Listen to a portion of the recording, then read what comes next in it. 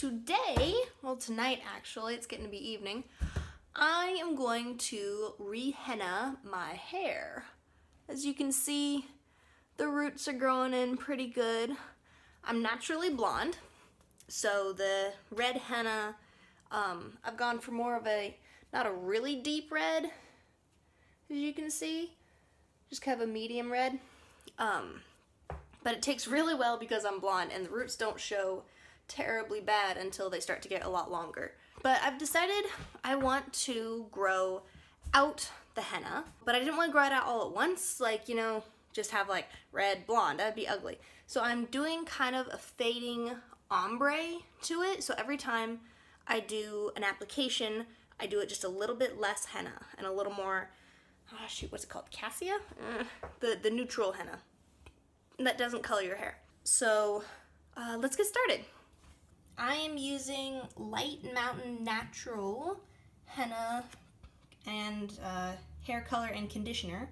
I use the red color and I mix it in with some of the neutral, which I don't have the box anymore, but I'll show you what that looks like when I put it in the bowl.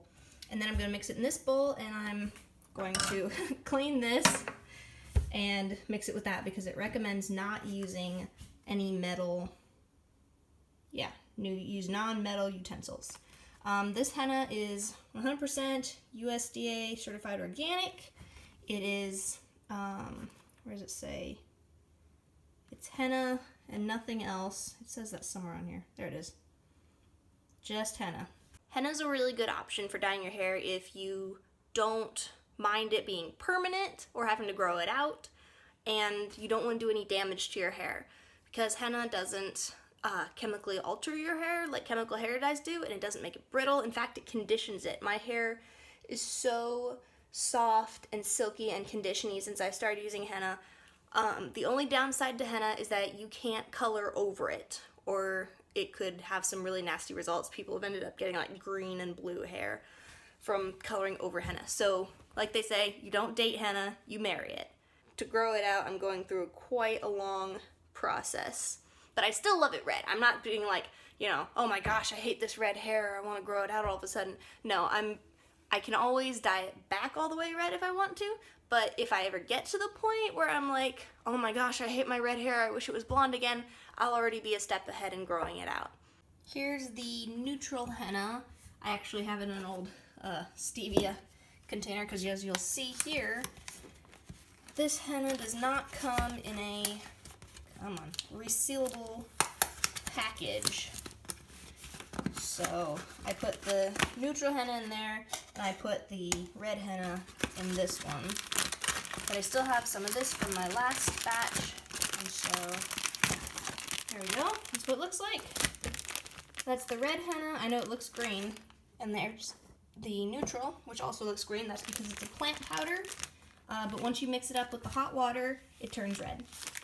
This particular brand also comes with instructions and a plastic bag sort of thing you can use as a hairnet, and 2 sets of gloves already pre-cut out into the thing, which was so helpful because the first time I went to henna my hair, I realized, like, I'm almost ready. I got them it all mixed up, and I didn't have any gloves, which, if you know anything about henna, I mean, you've probably heard of temporary henna tattoos. It will stain your skin. So more on that later as I get involved, but thank goodness it comes with gloves. All right, for this application, I'm gonna be using a little less than 50-50. You can kind of see the difference right about there's the line between the henna and the neutral mix. I'm using a little more neutral mix than henna this time just because I went 50-50 last time. And like I said, I'm trying to gradually lighten the roots as they come in. So that's should hopefully produce more of an orange rather than a red. And then next time I'll use even less and less. And it's always better to use too little henna than too much, because you can't lighten henna. You can always go darker with it. In fact, every time you apply henna, it'll get darker and darker. So for all you henna newbies out there, don't forget that. Don't go dark and hope you can go light, because it's just gonna keep getting darker. There's sometimes a couple things you can do to make it lighter, but that involves chemicals and treatments for your hair, which I don't like. So I'd always rather start lighter and then go darker. While the water's boiling, I'm going to put on what I call my henna shirt. And you'll see what this is in just a second. Ta-da! This is my I don't want to get my clothes all henna-y shirt. Oh, kettle's boiling. Man, that thing goes from 0 to 60 like that. As I was saying, this is my henna shirt. It's one of Cody's old shirts. I just cut the top or the bottom out. So this will keep my shoulders from getting all henna-y so I don't have to be wrapped up in a towel. Because like I said, this stuff will stain. Wear clothes you don't care about. Wear shorts you don't care about, or pants or whatever. Wear a shirt you don't care about. And make sure you've got towels on your workspace. Alright, take the kettle. And we're gonna add quite a bit of hot water. A lot of places tell you to make it into like a yogurty substance. I don't find that helpful. I think that's too thick. So I make mine into more of a soupy substance, and then I can just really smush it in there nice and good and get it all runny and through my hair and into my scalp really well. See, like most folks would say that's about done. No, that is not nearly enough water. And I'm also going to add some olive oil to the mix to add kind of an extra conditioning effect to it. Okay, that's about where I like it. So it's about kind of this soupy consistency. Sometimes I might add a little bit more water, but this should be fine. Like my husband says, it looks like horse poop, and I'll tell you, it kind of smells like it. It's got an alfalfa smell to it, because, I mean, it is a plant. But, I mean, you can add some essential oils to it if you want. I don't mind it that much. Plus, I don't have any essential oils, and I'm too cheap to buy any. I deal with the alfalfa smell. It sticks in your hair for a good day, maybe 2 days. So, yeah, perfume. I'm gonna let that set up and cool down just a smidge. I know most people recommend letting it sit for like 12 hours to let the dye develop. I've never found that necessary. Maybe that's just not the color I'm going for, doesn't require it. But, yeah, I make mine and I use it. So right now we're going to get this workspace prepared. Okay, so here's my bathroom now. I've covered the sink and the floor in black towels that I don't care about. Don't forget the floor. A lot of people forget the floor, and this stuff will fall out of your hair and land on the floor and stain your floor. So yeah, use a black towel you don't care about, clothes you don't care about, and towel up everything. It's gonna get messy. All right, so this is how I'm gonna set you guys up to watch. Now, a lot of people will start by putting their hair up into different different parts or something to just like pin it up or ponytail it up. I don't do that. I just I brush it out really good, and I put a nice center part in. If you guys want to see, this is my hair right now. Oh, this light is so awful. There. You can see my roots a little bit. They're definitely lighter than the rest of it. I'm gonna put a center part in, and I just happen to work from left to right. I take a strip at a time, like this, and I get the henna down into the part on both sides, smoosh it around, and then feed it all the way out to the end. And then I like do this twisty thing, stick it on top of my head, then I move on to the next one. I mean, you'll get the idea. You'll see it as I go. Oh, important part. Petroleum jelly or Vaseline for anything you don't want henna on your skin, that is. So I put a little bit on my ears, just on the tips, because I don't want orange ears for the next 2 days. I did my hairline the first couple times all across here, but I stopped doing that because I realized I wasn't getting all the way down into the roots because of the petroleum jelly, and I was ending up with bad roots and uncolored spots. It was not good. But I will do it on the rest of my forehead and around my face. So don't get quite up into your hairline, but you can get the rest of your face. And then up your wrists and arms as well, because your gloves won't cover all the way up there. And henna is freezable, so if you have extra when you're done, or you make it up and you kind of chicken out and you're not sure if you want to do it today, the mixture will freeze. So it's better to make too much than too little, because you do not want to be running out in the middle of your do, because that is not a good scene. Alright, and that's what it looks like right now. Alright, I'm gonna start with going down the part. Make sure you get it all the way into the back too, because I always tend to miss the back and I ended up with longer blondes back there. And I don't use any of the salon tools or little brushes or anything. I prefer to just be able to feel it and feel what's going on. So I just take a chunk like that, and I get a big glop of henna. I just get that right on there. Get it all on the underside.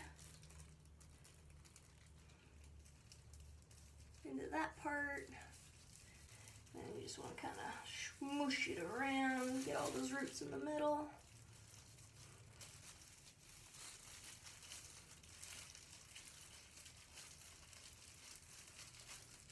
And I just make a nice little knot on top of my head.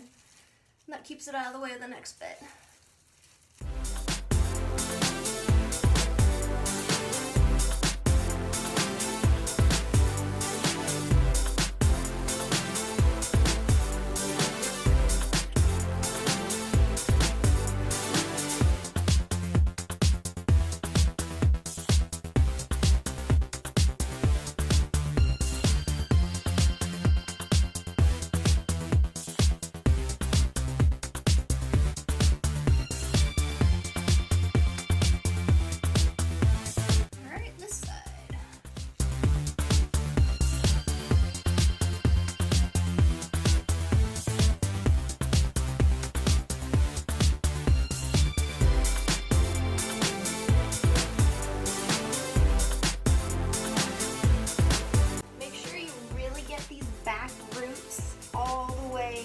Solidly covered, or else you're gonna end up with dark or light root at the base of your ponytail, and that's kind of weird. Alright, there it is. Isn't that attractive? Yeah. Yeah, like I said, not a sexy process. Yeah, that's all nice and covered. Work that all up in there, just massage it in deep. Alright, let's see. 30 minutes even. Kind of an average time stamp. 30 minutes to fill your hair full of grass smelling goop. This is that plastic head bit they include. Let's get that up and over. Seal that around nice and good. And then you want to keep the heat in, so I take one of these black, smaller hand towels, and I just wrap that around, and take a hairband I don't care about, and voila. See? So I'm going to leave this on for about 20 minutes. Usually people leave them on for like hours or something. I don't know if it's the way I mix it or this particular brand, but I do not have to leave it long at all, and I get a pretty vibrant result. I mean, it's not like dark red henna, so if you want a darker result, leave it on longer. If you want a lighter result, leave it on for less time. I'm going around 20 this time, especially since I'm trying to get a lighter result for the roots. So I'll see you guys in 20 minutes. I almost forgot to do my eyebrows. For that, I just take Q-tip full of henna, brush it on, get that on nice and thick. So it kind of looks like that. Then I'm going to take off the extra outside of my brow line. Yeah, so that's kind of the end result there. Yeah, that's going to be fun. Okay, now I'll see you in 20 minutes. Alright, timer's done. Set that up. Alright, so now, excuse me, now we take this off and take a shower. We're gonna take this, I'm gonna take this off in the shower, and I'll show you guys what it looks like out of the shower, and then I'll blow dry it and all that. You'll just have to take my word that it's a crazy, messy process that you want to do in the shower. Some people do in the sink. I'm not gonna do it in the sink. It gets everywhere. I've not had it stain the shower. Like if you let a glop sit in one spot for too long, it'll stain if you do that, but I haven't had any major problems. As long as you keep the water running on top of your head and down the drain, I haven't had it stain. It hasn't even stained the shower curtain. So, see you guys in a few minutes. Alright guys, here's the look we're sporting straight out of the shower and just a little bit towel dried. As you can see, my roots are a nice orangey red color. The rest of it's still nice and red. Doesn't look like it got too much darker. That's good. And this is gonna be nice and orangey red all throughout there. Look at that, no blonde spots, no gray looking spots. The root line is looking good. Yay. Good, nice full coverage. So now I'll blow dry this and show you guys the final product.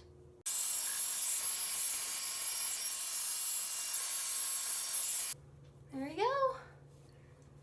Nice and smooth. Look at that. Oh yeah. This lighting does not do it justice. Oh, I just love the way my hair looks when it's freshly hennaed. It's just so soft and smooth and silky. Since it doesn't apply completely evenly, so you get these like blondish or darkish, depending, highlights throughout it. Oh, I love it. Henna takes 2 to 3, sometimes a week to fully develop. So this will get a smidgy bit darker. It's kind of a coppery orange right now, and that will tone down a bit as the week goes on.